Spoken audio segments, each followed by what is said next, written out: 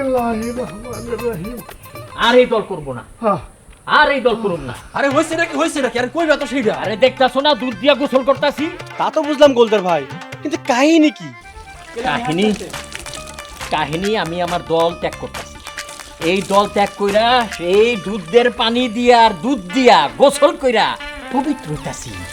পবিত্র ঢাল, আরো ঢাল, বেশি করে ঢাল। লাগলে লাগলে দুধ আরো লই আয়। আই না আমার আমার মাথায় দুধ ঢাল। কেমনে বুঝাই মানুষটারে, আরো দুধ পামু কই? আরে পুরা গ্রামের থেকে লই আয়। গরু ছাগলের সব দুধ শেষ হয়ে গেছে। এখন একটা কাম করবার পারে, আপনি চাইলে আশেপাশে কুত্তা বিলাই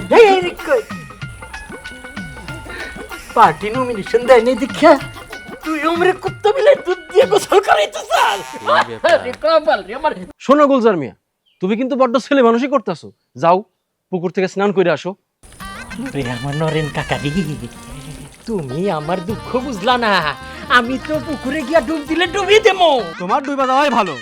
হাই হাই, পার্টির দুঃসময়ে জেল খাটলা, বউ ফলাফা না খেয়ে দিনরাত পার করলো।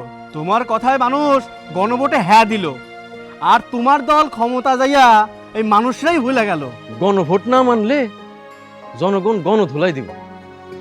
ওই আদালতের কথা বইলা মানুষের ভয় ভীতি দেখাবা আর গুমের রাজ্য কায়েম করবা, এইটা তো আর চলতো না। জনগণ একদম গণধুলাই দিব। এই জন্য তুমি দল ছাড়ছো, খুব ভালো কাম করছো, একদম উচিত কাম করছো।